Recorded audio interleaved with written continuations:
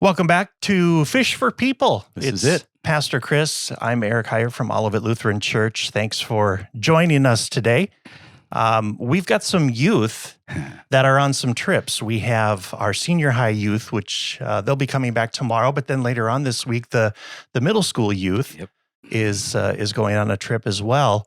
And that got us to talking about some of the amazing things that happen when you're on these youth trips or just traveling outside the walls of the church and doing things. Unlike anything else, you know. It is. So, yeah, our youth staff will need a very good rest after this week. Yes. 10 days on youth trips, and it's busy and it's wonderful and tiring. But there really is something when you go with a group from your community and you travel together. And it is really this communal living for however long you're gone. Right. There's a remarkable thing that happens. Well, many actually. You know, you got to figure out how to live together. Uh-huh. You know, how to travel together. I only half jokingly supplied each van with Dr. Scholl's foot odor spray. It's good stuff. It joking, but an absolute necessity when you're traveling together in the summertime. Yep. You figure out how to live together. You figure out how to travel together and do all of these things. And in the midst of that, you're having fun. You're enjoying some things. You might be challenged a little bit in different ways. Mm-hmm. There's something transformational that happens inside you. Because when we are drawn closer to each other in this travel kind of experience, and you have a focus on God's love for us, you're drawn closer to God. I don't know if I can explain it. I'm sure psychology has thoughts about that, but I know it's true that we are drawn closer together. The challenges these guys have done. I heard about the roller coaster they went on last night. Right. Sounds like quite an experience. It was pretty intense from what I heard. I heard that even the word Hades was in the title, the name of the roller coaster. I'm like, oh, that's a great idea. Let's do it twice, right? Right. They went kayaking on Lake Superior at night. At night in the dark, right? With the colored lights on the. I mean, it was pretty neat. I mean, there's a bonding kind of experience and I know so many people were out of their comfort zone, but they did it together. Mm-hmm. And that's an amazing thing that can happen to us. We're sent from a community of faith. We go out to not just have some fun. Hopefully, that's a big part of it. Yep. But learn a little bit about ourselves, about the world, and about God. And it happens in a way that doesn't normally happen in the everyday, right? In your normal experience of life and at home and day-to-day church stuff. There's something remarkable that occurs when you're able to do that. One of the things that I remember growing up, I know you've been a part of it many times, and it's coming up next summer, is the National Youth Gathering. Right. And one of the things that I remember is being in, I was at, well, most recently I was in Houston, but my first one as a high schooler was in Dallas. And we had two stadiums of Lutheran kids hanging out. And for me, as part of my faith journey, you kind of look around and you're like, okay, I'm not the only one, and this is pretty cool. Yeah. This is, and it had such a big impact on faith formation. Yep, it really does, especially in that church-wide gathering, because it's 35,000 Lutheran kids in one place, and you hear that literally hundreds of times. Young people who will participate in something like that, and they look around when you've got a dome stadium filled, and you go, I'm not alone. Yeah, right. Everyone's coming. Very few will admit it, but they're dealing with the same kinds of stuff. Sure. I mean, we want to go back to being teens again? Not me. No. Right? But in that place, you go, everyone's got this stuff going on, and yet we're addressing that in somehow, and we're praising God at the same time, and it's remarkable. Um, so yeah, back in New Orleans next summer, Right. youth trips. There's so many. I've had the occasion to be to 2 youth gatherings in New Orleans, and Okay. so looking back on a lot of youth trips over the years. So in July, August, I've been to New Orleans twice with youth, Puerto Rico, and India, southern India, in July, August. Pretty warm.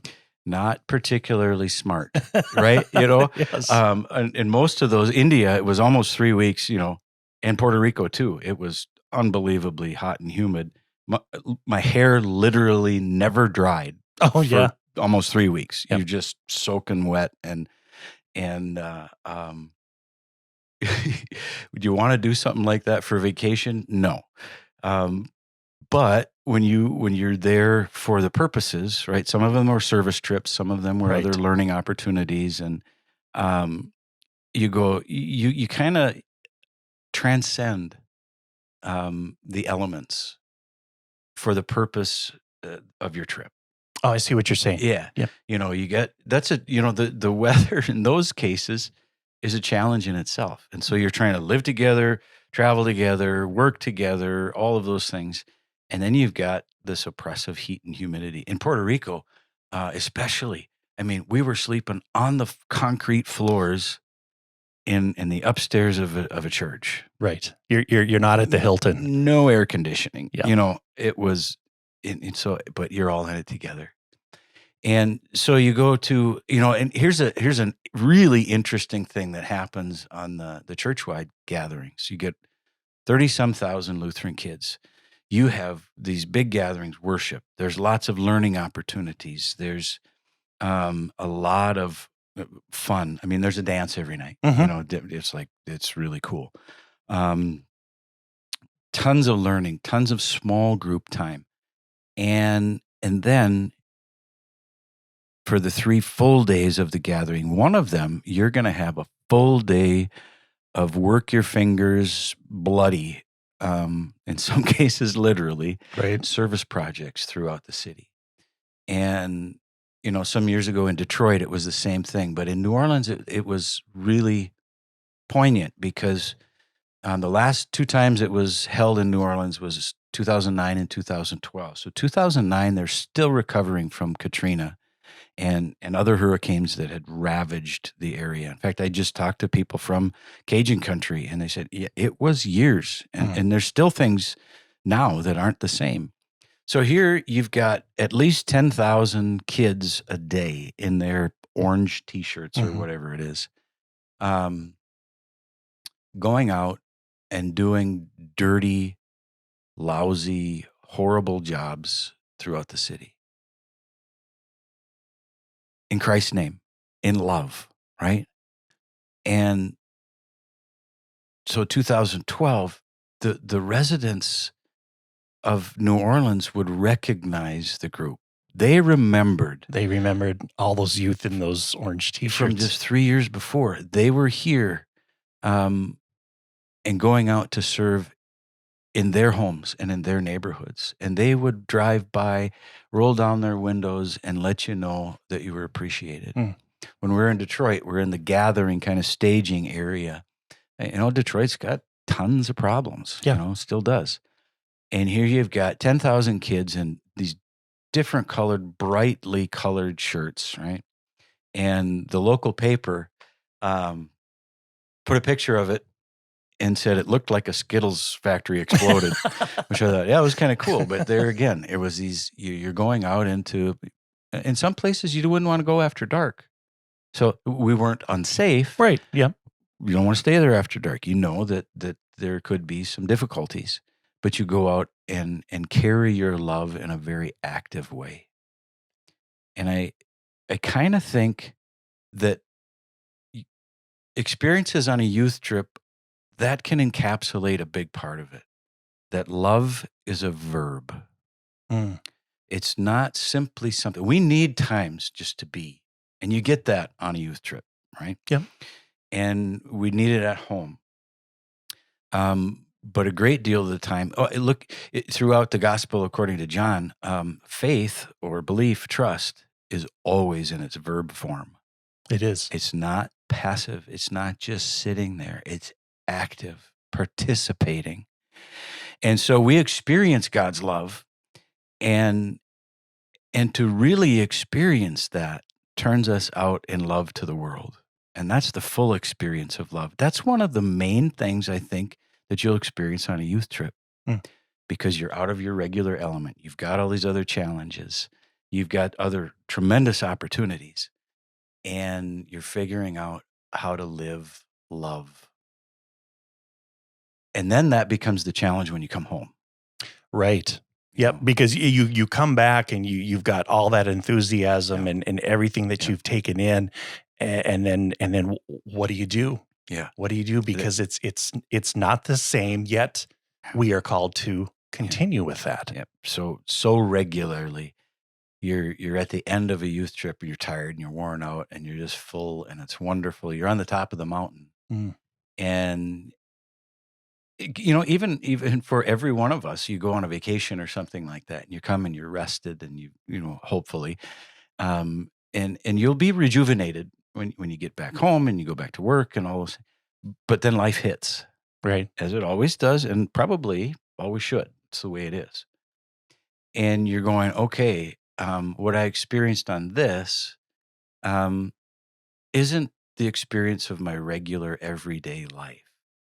And so the real challenge can be an obstacle, but it's also an opportunity, is to say, okay, what was it about that experience that had me in that place where I was living love actively and receiving it and sharing it and living it out? And why is it difficult? And so that's the trick. You come back home, and you go, well, the everyday of church, it doesn't seem like this. Why can't it be every day? And I'm like, ask our youth leaders when they come home. They'll tell you exactly why it can't be every day. You're beat. You're Yep. exhausted. Yep. You can't do it. The other stuff of life has to happen.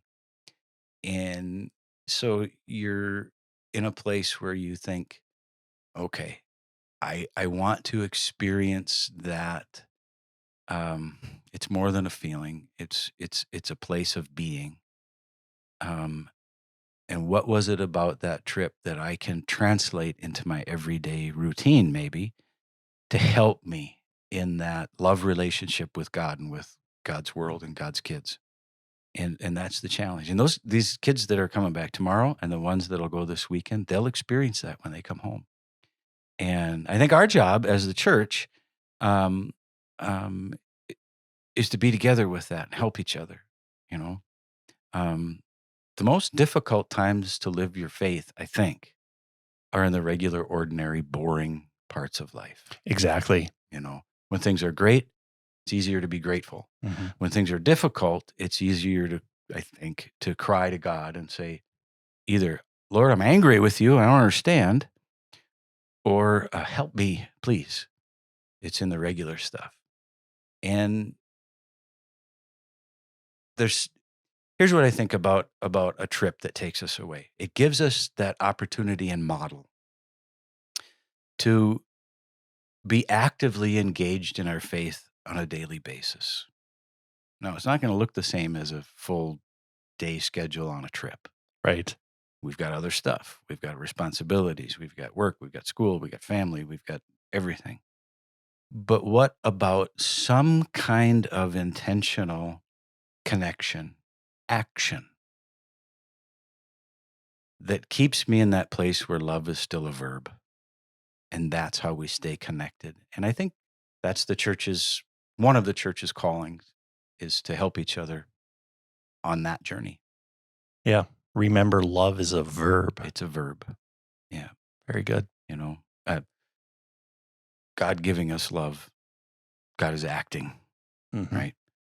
And we can receive that. We don't have to be active to receive it, but to really and fully experience it. There are practices, there are important things that we can be about to participate in that love. And it's so much more fulfilling. I'm excited to hear what happens when they come back. Me too. I'm Me too. excited for those stories, and then Yeah. I'm excited to see how it has changed them. Yeah. And what becomes of it, because it is life-changing. Big time. It Big is. time. For parents who are going to have those kids come back, just bring a plastic garbage bag, throw their stuff in there, just put it on top of the roof of your vehicle When you're driving home. then Yep. just throw it right in the wash. Yep. Good Best idea. advice ever. Very good idea. Thanks for joining us for our podcast called Fish for People. If you liked what you saw and what you heard, please like it and subscribe and send it on to others.